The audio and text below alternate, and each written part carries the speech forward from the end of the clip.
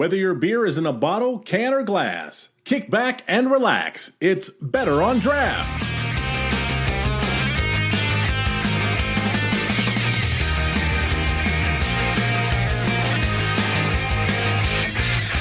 We are live. This is potentially the news segment for January 14th, 2022. This might be episode 278. It kind of all depends on what's going on with our guest. We do have a guest that's in a different time zone than us, so they may be an hour late on accident. That's okay. Not the first time, won't be the last time, that's for sure. My name is Ken. Thank you so much for coming to this show. Listening live, if you are listening, betterondraft.tv or facebook.com/betterondraft. Or if you like Twitch, you're a Twitch streamer, you can go to twitch.tv/bod podcast. That's BOD podcast. And follow us. I am drinking Cerveza Athletica from Athletic Brewing, still following that dry January. Even when I was at the Michigan Brewers Guild conference this week and they had a tub of free beer, and I stayed true to myself. No beer, no alcohol. Somebody thankfully brought some day packs, so I was drinking a lot of hop seltzer. But let's go around and see what everyone is drinking, starting with Rob. Rob, what do you got over there? Pretty much screw dry January today. We'll say it's moist because I got two. I have the Big Drop Brewing Paradiso IPA. There it is. There.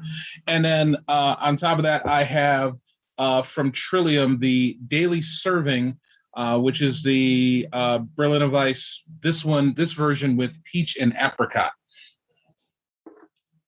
All right, and we also got Wendy. Wendy, how you doing? What are you drinking? I, despite my slight hiccup in my damn January, I have gone to I don't even know if I can say this right. Weihenstephaner Dunkel today. Weihenstephaner, I think. But I also pulled out one of my Colorado finds. It is a 2020 rare release bottle of the Sextuple Barrel Big Bad Baptist. I'm super excited about that.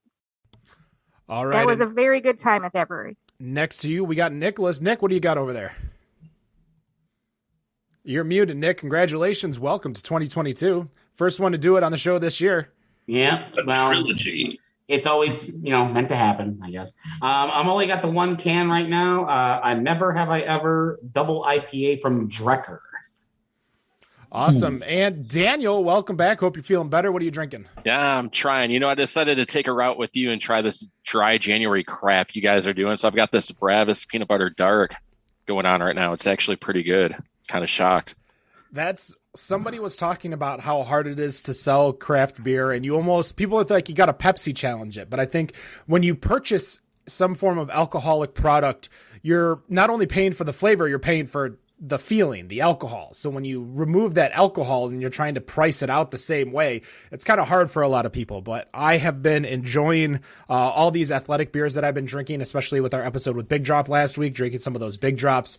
But with this, we do not have our guest quite in studio yet. So we are going to start the news. So I will play the news segment. Here is Robert with the Beer News.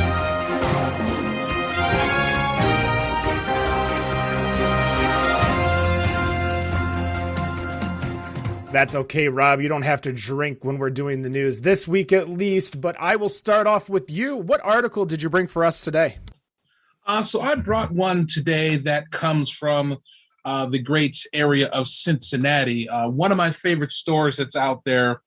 Every time that I go out to Kentucky to go visit in-laws, it is a place that I will generally stop at almost every time coming back. And it is, of course, the Party Source, one of the largest, if not the largest, alcohol, it's like beer, wine, and liquor store that is in the United States.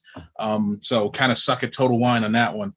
So basically with this store, within the store, they had a brewery that resided in the back, a place called Braxton Labs. Basically a little brewery tap room, home to about 40 tap handles dedicated to their beers. They did have guest tap handles that would come in from time to time, and they'd been there for quite a while. But unfortunately, Braxton Labs had to shut down the tap room. So Party Source has decided that they're going to put in a new in-house bourbon bar to take its place. Doesn't have a name yet, but they say that they're going to offer the best selections of bourbon in the greater Cincinnati area. If anybody has been in that store recently within, I don't know, maybe the last 8 to 10 months, that you've noticed kind of the change of how it used to be in the back area, that it was just all beer, and then some of the bourbon would kind of cut into it. Now that whole back area is now all bourbon. It's just like this entire wall of bourbon that stretches probably 80, 90 feet along the wall. And the beer has now moved off to a different area in the store. So there's a lot more bourbon, at least visually, that you see in the store now than what it used to be. So what's really cool is that, with them doing this, I'm actually just kind of interested with kind of your guys' thoughts on putting breweries in a store. Obviously, we've got, sort of things like that with 8 Degrees Plato. It's a beer store that has, I think it's like 16 to 20 tap handles. We've got some Whole Foods out here that have tap handles and things of that nature. But in having a store that, that specializes in selling alcohol, and then having a tap room, brewery, in this case, having a bourbon room to be able to sip bourbon, does that give you more of an incentive to want to go to locations like that when you get the ability to, especially when we're talking about bourbon and how expensive bourbon can be, to be able to actually go there and try these products before you walk out with a $50, $60, $80 bottle of bourbon, and get to try these things before you buy. I actually want to start with Dan on that one first. Yeah, I mean, the stores with the tap rooms attached to it's a pretty big thing out here. I know it's pretty big in the South. I don't know about you guys. It's the first time I've heard about a brewery or anything like that being attached to one. I think it's actually a pretty good idea. I absolutely agree. When you're getting into those bottles of liquor that are really expensive, do you want to roll the dice, not knowing what it's going to be like, and then ended up being bad? So I think it's a really great idea. And I think it's something hopefully maybe we'll see more of coming down the road. Mm-hmm. Yeah. The thing I liked, every time I went, I would usually try something from Braxton, and it is kind of sad to see them go. But the thing I guess I kind of thought was that in being a brewery that and you're attached to the store, you're handcuffed by the store's hours, and you don't, because there's no other entrance into the place except for getting into the store. So I always felt like they were always handcuffed by that. And, maybe that, I don't know if I hadn't looked to see if they're opening up another space somewhere else, but maybe that's a reason why they're taking off. But I think with having that bourbon there, and like I said, with the amount of bourbon that they have in the wall now, it's kind of a why not. Wendy, what do you think? I agree pretty much with everything that Dan said. Yes, I would definitely go and try it out. The chance to try it before I buy it definitely would probably increase my spending. Mm-hmm. That's it, really. Nothing new to add. Now, does it matter that, because I guess for the group, I don't know if tastes have changed. I mean, other than myself, who's a bourbon, who's a liquor drinker, like that just has that outside of, doesn't just like stick with beer. Because I remember we had some of the other episodes when we had like 2 James and Tenacity, when we were messing around with liquors, that I would always hear someone saying, "I'm not a liquor drinker." That's not me. That's not you. Nick. I would definitely started dabbling a little bit more over the last 5 years, 6 years, if that, and probably less than that. Getting into liquor a little bit more, seeing what's out there. To Dan and Wendy's point, having a place like that where I could try something almost makes it easier to get into it. It's a great gateway strategy in my opinion, to get into bourbon, get into whiskey. Why limit it to just bourbon? You know, I mean, obviously, if you specialize in it, then of course. But right. Me, I'm a big rum guy now. You know, I got when I went to Cuba, I brought a bottle of rum home with me because you just can't get it here in the United States because of the embargo. So, I think it's a great way to even just introduce people into bourbon, whiskey. Now my son's crawling here, looking at me, wondering what I'm doing. The joys of live podcasting. Right. I think it's a great gateway strategy to get into. Oh, good night, bud. into that kind of stuff. No one wants to drop $70-$80 on a bottle without trying it, especially if it's your first bottle. So true. And actually, it was a comment in the chat from Gary McCrae that said that Scotch is there also. Yeah, I'm definitely not discounting any of the other that are out there. Obviously with I don't know the details of what the Party Source is going to do, but I mean, obviously, if you're having bourbon, I would imagine you're gonna be having some Scotch and serving some other things as well, and just not doing just bourbon because obviously it's not just the big bottle. And maybe they could do something like I thought I saw an article about a bar that was doing like 1 or 2 ounce pours of Pappy Van Winkle every Black Friday, or I think it was the day after Christmas, for something like I think at cost, whatever cost is, until the bottle was empty, and then would just traditionally break the bottle to make sure nobody walked off with that bottle and do whatever nefarious thing they're gonna do with it. Maybe that's something that's something that they can do there.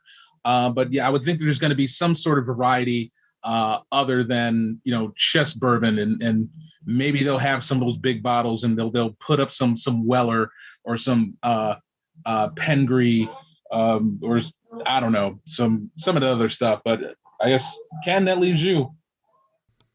We've had it here a few different places. Not necessarily the brewery. The only brewery that I could think of that's inside a store is like Cap and Cork, because Cap and Cork came before the brewery of Cap and Cork. So I don't know. I would love some type of, more places. We're actually promoting the Michigan Brewery Map app right now. And one of the promotions we just did was with Five Lakes Brew Pub, which is now in the Tanger Outlets in Grand Rapids. So I think shopping and beer or alcohol kind of go together. And that was my favorite part, was whenever I would go to like a Giant Eagle or a Whole Foods or something like that and see the taps, I would like, all right, I'm going to go grab a beer. And, it relieves the stress of like, did I forget anything? Did I do anything wrong? Like, did I miss anything? Do I need anything? How long's the checkout line? Like, you just take a beer, you relax, you get everything you want, and you go. So I love beer when I'm shopping. So whether it's grocery shopping or. Does it create the stress of possibly drinking too much and walking out of the grocery store with the wrong things? I don't know about too much as if I accidentally decide, oh, hey, look, it's Bourbon County on draft. Let me go grab some, an 11% beer and then get hammered while I'm trying to figure out which chicken nuggets are keto. And then suddenly getting home with 20 boxes of Little Debbie. I don't know. I need alcohol to pack whenever I go on vacation, so I think it would only help my shopping better. It's the only thing I can think of. Yeah. Okay. Sounds good. Well, that is my news article of the day. Before we pass it off to Wendy, Andrew Parr actually made a great comment, and we've talked about it so many times because it's been like in process for a while but never happened, which was the brewery that was supposed to go inside the Farmington Hills Harley Davidson. I mean, obviously you don't want to drink and drive, especially a motorcycle, but that is something that never really came to fruition. So thank you so much for the comment, Andrew. Wendy, what news article do you have? Well, I found something just a little bit fun. I'm always interested to see what the top 10 lists are that come out, what people have to say and what they think about that. And Uprocks came out last week with craft beer expert shouts out the most underrated beers on the market by the writer Chris Osborne. And I thought it was interesting because almost every single beer on the list is one of your traditional styles. There were 3 browns, the Strong Rope JJ Ballarat Brown Ale, the Telluride Face Down Brown, and the Cigar City Maduro Brown all made the list. There were 2 Pilsners, Pilsner Urquell, which is it really underrated when it's on all of the top rated lists as well. And the Trumer Pils, which was the writer's pick. But there were some interesting ones on there that I thought I'd bring up and see what your guys' opinion were. One was the Professor Fritz Bream 1809 Berliner Weiss.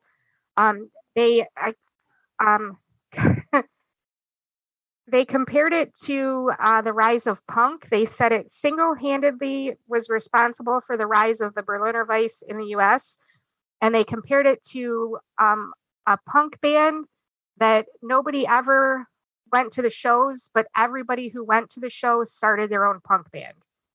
So I thought that was interesting. Has anybody ever had that? Or heard of it? I can't say I've had it. I was kind of looking at the list, and then you started talking about punk bands, and it really started making me start thinking about, 24/7 Spies, Death, and like some of the other punk bands that have created punk bands, but not a whole lot of people talk about them and Fishbone and stuff like that. But yeah, there's interesting ones on this list. I think the Pilsner Urquell, that may be and obviously there's Coors Banquet beer on this list. Obviously we've seen that in the stores, but there's a few on this list. Other than Maduro, I haven't seen. Maybe the Samuel Smith's Taddy Porter. Maybe that's been at 8 Degrees, Plato. That's actually one of my favorites. That's the one everyone sees but never buys because it's always there. Yeah, but it's really good. It's delicious. It's definitely a very good porter. My favorite on the list was the Strong Rope JJ Ballarat Brown. I've never heard of that one either. And it was the Alex Wenner, the owner and brewer at Lasting Joy Brewery in Hudson Valley, New York, said it's the beer that you won't talk about the next day, but will order every time you see it. And I thought that was actually pretty high praise, because one of the things that we've used to describe some of our favorite beers is consistently delicious. Because a lot of times in this industry, we find that some of it isn't consistent. So I thought that was pretty high praise for that one. The other one that was the Genesee Cream Ale, that was one of the writer's picks. I was like, I don't know. I've had that one, and I don't think that I would put that as underrated, but it's just my opinion. The other thing I found interesting, though, was the Zillicoa Keller Pils is a Keller beer. And on that one, he actually said it's less refined than the classic Pilsner. It's unfiltered, dry, and crisp, so it's crushable. I recently just had Keller beers with, there were like 3 of them in our Costco calendar, the Advent calendar. The Advent calendar. And I found that I really like them. Actually, Ken, I think you would like them. That was it. I like beer. do you like beer? Oh, jeez. I mean, the Keller beer style, this is the first time I've actually heard of that style, to be honest. I'd be kind of interested to see, I guess when I'm used to hearing Pilsner, that I'm just used to hearing Pilsner, and not hearing different varieties of them, even though, I should know better that there's going to be different varieties of every damn style. So I would definitely, I would try it all. I would probably try all of these. I mean, obviously I've had the Maduro, so I know what that one is like. But everything else that is on the list, hey, if these breweries are listening, send us some beer. Yeah, I'm actually going to look for the Berliner Weiss and see if I can't find that one. The Strong Rope, they did say that was a limited availability, so it's probably not it's not just run all the time. So, but I'm at least going to try to find the Berliner Weiss. Yeah.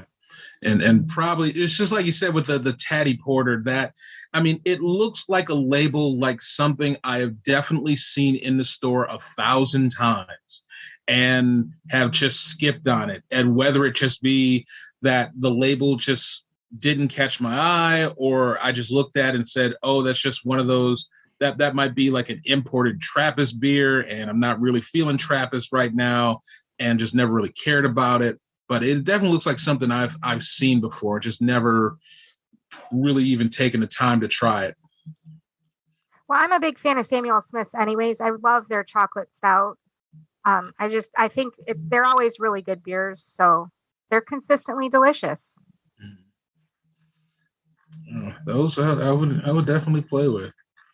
Nick, you drinking any of these? As a matter of fact, yes, I actually have had a couple of these. Obviously the Maduro, the Banquet beer, Genesee Cream Ale. I think I actually found it at a bowling alley one time, which is strange because I don't think anyone's going to drink Genesee Cream Ale at a bowling alley. Just saying. No. What? That sounds like a bowling alley beer. Yep. Yep.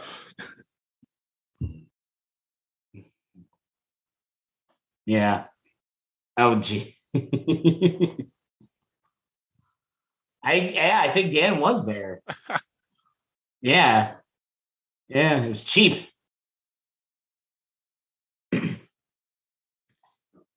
Yeah. Was there blackjack going on at that time? I think there might have been, actually. Yeah.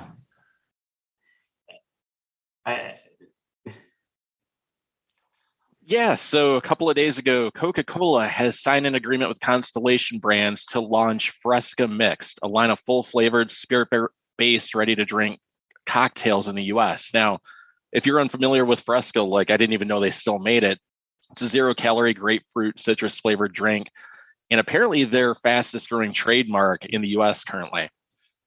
Reasoning behind this is they're expecting the ready-to-drink cocktail segment to grow at least 15% over the next 3 years, and spirit-based RTDs to grow 33% by 2025. So I'm curious, do you guys, with Coke doing this, do you expect to see more companies jumping onto things like the ready-to-drink? And are you as impressed as I am that Fresca is actually still a thing? I assume that had died out in the 80s at some point. I mean, they fit. I mean, we've seen, RTDs that I guess in the area and seeing these canned cocktails from distilleries and whatnot. I think we have, sorry if I get their name wrong, I think it was Valentine out in Ferndale. That had ready to drink cocktails, which were pretty damn good and canned and well done. I think there's one in Ann Arbor too. I cannot remember the name of it, but I know a couple of the Brews brothers have taken part in a lot of the cans that they've put out. I mean, it's just another option. I mean, we've got your beer, you've got your seltzer, you got your NA beers. We've got our ready-to-drink cocktails. I mean, it's just going to be another option that another piece of the variety that people are going to be able to have. And hell, as far as Fresca being out there, I mean, for anybody who watches animated TV, the only time I ever heard Fresca being referenced was in episodes of the Venture Brothers. And shout out to the Monarch, who's always looking for a damn Fresca. And it's one of those things that it's like people don't drink it here. You just feel like there's so many people in other countries are still drinking Fresca. It's like it probably has about as much popularity as we then find out that the number 2 sport in the world is cricket, and we're too busy watching football because we're not paying attention to what the fuck cricket is doing. And here's Fresca just coming out of nowhere. Speak for yourself about cricket, dude. Hey, I've watched it. I'm still trying to get it. I'm like, just Look here. This is what you do. You wake up at the start of your day and you pop on YouTube because there's always live cricket matches on YouTube all the time, first thing in the morning. Always watching Pakistan versus India on a Saturday morning. What do you do in the morning, huh, Nick? What was that? That's what you do in the morning, huh? Yeah, while I'm working, yeah. I watch a bunch of T10 matches because they last about 2 hours, and that's about it. I guess I got to start doing that at work. For those who are live, obviously a lot of people saw me talk, but I was muted. Obviously, I quadruple muted myself just so I could make sure I made a quick phone call, making sure our guest was good to go. So all I was talking about during that time was, and I'll just bring it in right now, and we were talking about Canarchy and how Canarchy was recently purchased by Monster Energy. And we were talking about RTDs and RTDs entering the market and how breweries like Ellison may be able to move into the RTD market, whereas breweries that don't have any type of liquor license cannot. With that in mind, this is going to tie in a lot with what I believe is the future of what the big dog breweries are. Because if we look back into 2010s, the early 2010s, when these breweries were gobbling up craft breweries, Elysian, Wicked Weed, Founders, Atwater, like all these breweries were getting purchased by the big dogs, ABI, InBev, Molson Coors, Constellation. And what we just saw, and tying it into the article that I'm bringing into, is that Kings and Convicts purchased St. Archer, the facility and the brand from Molson Coors. With what Dan said with RTDs, and I don't mean to truly derail your conversation, your pro Fresca conversation. But RTDs entering the market, I think these bigger breweries are going to be like, we don't need the craft brands anymore to enter the market because they're going to be in the market with hard seltzers. They're going to be in the market with RTDs, that they don't need these smaller breweries to be in the beer market because they're just going to take the money from the consumers other ways now. And craft beer or crafty beer is just something that they don't need. So I really think we're going to see, and I thought prior to the Canarchy release that Canarchy would be purchasing, Kings and Convicts would be purchasing, these breweries and collectives would start to band together, to make larger brewery collectives, because as Molson Coors, ABI get out of the craft beer game to enter the RTD game, I think that's just what we are going to see. Is we're going to see Anheuser-Busch get out of craft beer for the most part and enter RTD. Now, I don't know if you guys agree with me or not, but that is my thought, theory, and opinion on the current big beer situation. What do you think, Wendy? You're looking very like you got something to say. No, well, I don't know. Because even though I do like to drink cocktails, I don't usually like the pre-made ones because they're just too sugary. They're usually too sweet and it's too much. I like the handmade aspect, like going to the bar and watching them put the drink together when I'm purchasing that. So I don't know that I would be the right market for the RTDs. I guess, I can see them going that route. They have definitely slowed down at buying up our breweries, our craft breweries, haven't they? Yeah, I don't think the RTDs are going to be geared towards us. I think they're going to be geared towards the 20-somethings who are looking for a cheaper, higher octane ABV crash that they can drink straight from the get-go without having to make their own cocktails. Because for us, and when we're going to places like Kiesling and we're paying the $10, $11, $12 for a cocktail because, one, we know the ingredients that are in it, the quality of ingredients that are in it, but how hard it is to make these cocktails that if we tried to make it at home, they're going to be shitty. So that's why I think the target market is still going to be the craft beer drinker that is looking for the cheap craft beer, which are the ones that are purchasing the Killians, the St. Arnold, the I'm trying to think of what else off the top of my head, because obviously like Elysian and Wicked Weed aren't cheap, but in comparison to some of the stuff that we see on the shelves, they're cheaper. Right. I mean, I kind of feel like with the ready to drink is that, I guess you're going to have your two factions. There's going to be kind of I kind of hate to say it, but kind of call it like the yellow beer faction, where they're buying the pre-made stuff, the stuff from Anheuser-Busch and all of the big dogs that are out there. And then there's going to be those that are going to go for the locals. They're going to go for the Valentine's, the Sugar House, the Rusted Crow, and get the cocktails from there, because knowing that the ones that are coming from local are being made in-house and are going to, unless somebody screws it up, have the flavors that you're going to want. You may pay it extra for it, but hey, I'd rather pay $2 a can more for a can that's coming from local, knowing that I'm going to get the flavors that I want out of that cocktail, than dropping, $20 on a case of whatever Anheuser-Busch is going to put out, and, hopefully not be mad that I need to add like a half a cup of sugar in it just to make the damn thing taste good. Well, to what Ken was saying, I started thinking about it a little bit more. And in my 20s, I was a liquor drinker. I was not a beer drinker. I didn't like the way it tasted. So when I would go to the bar, I would be drinking the rum and cokes and things like that. So I guess if I could get that already pre-made and it doesn't cost more than having it to buy the ingredients separate, I guess, I would probably go for that. It wasn't until I got older and was willing to pay $10 or $11 for a drink that I got into trying different cocktails and going that route.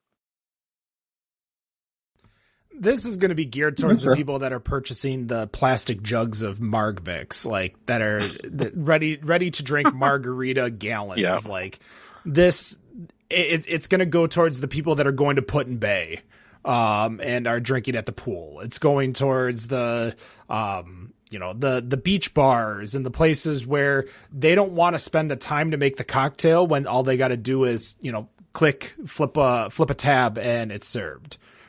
Because the longer they have to make a cocktail, the longer that they're not making other money elsewhere, that they're not feeding and refeeding drinks. It's going to be great for bars that don't want to do more than just 1-in-1s, your whiskey and cokes, rum and cokes, 7 and 7s.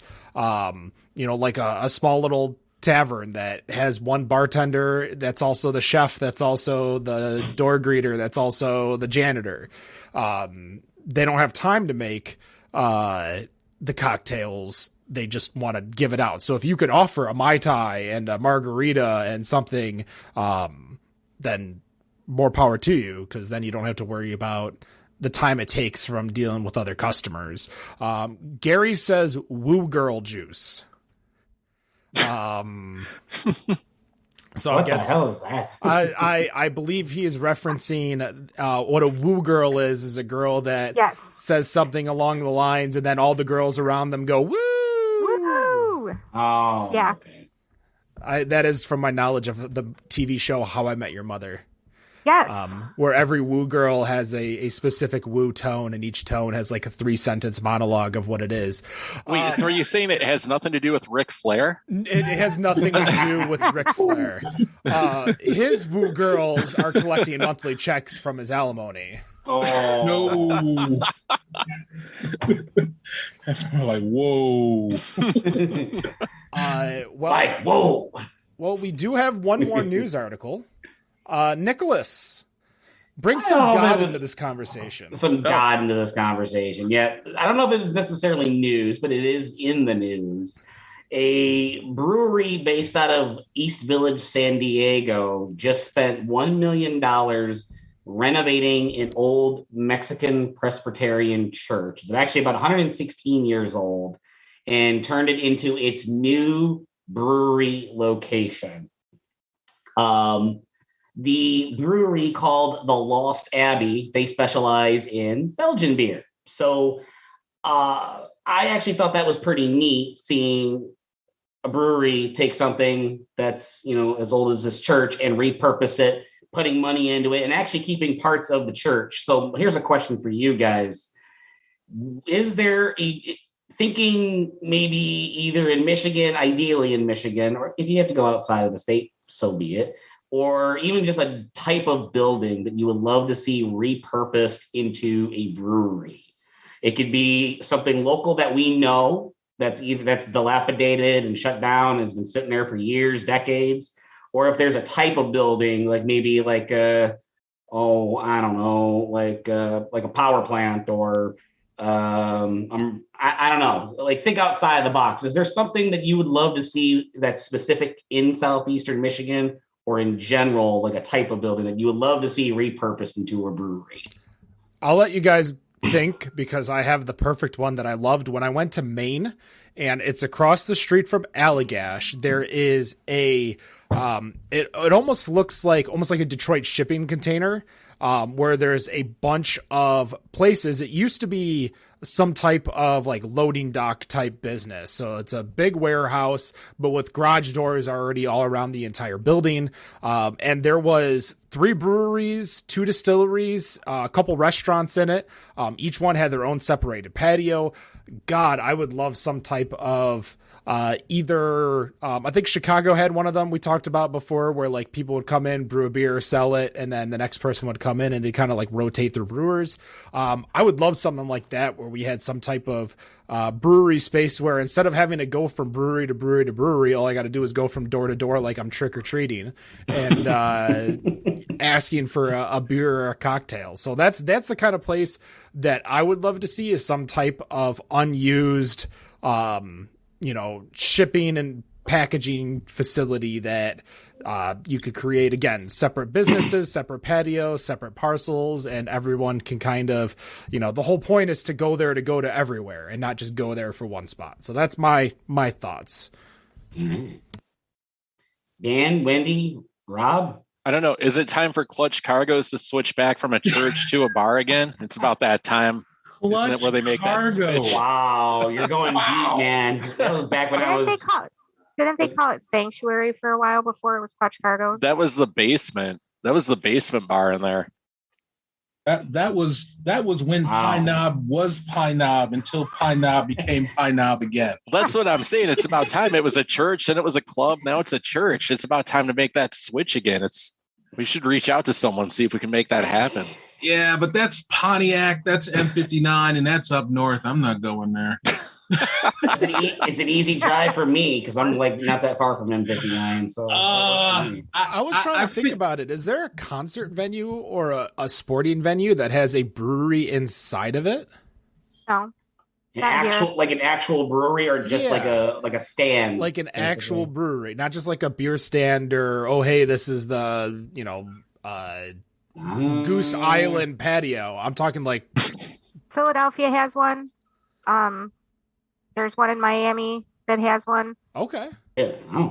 Because those are the 2 that I've been to. Imagine if like Rochester Mills opened up a brewery at Pine Knob that people could kind of just like walk around and see while they're waiting for their show, and then because obviously they have contracts to have their beer at Pine Knob, but imagine if you will, like the ability to also have brew your beer on there that's specific to that facility itself. Now for Michigan, you'd probably have to make it a year-round facility like an LCA or probably just LCA. Well, you probably could get away with Comerica Park because they start baseball in April and go all the way to freaking October pretty much, but so you might be able to get away with Comerica Park. A half a year that's not selling stuff. Yeah, exactly. I think you're losing out in the business. If they put it with access to from outside, though. Yeah. But in the off season, they could get to it from, because that's what it was like in Miami. Yeah. It would definitely have to be, but I think that still would have to be something where it's LCA, because when you look at Comerica Park, while yes, baseball does go into October and November. Last I checked, if you watch the Tigers, we tend to only basically go until August and just kind of give up at that point. So it would probably, I think it would be better off if it was in Little Caesars Arena.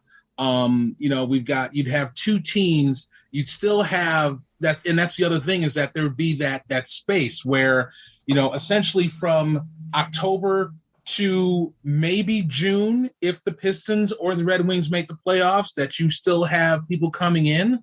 But after June, it's going to be, what are you going to have? You're going to have your concerts.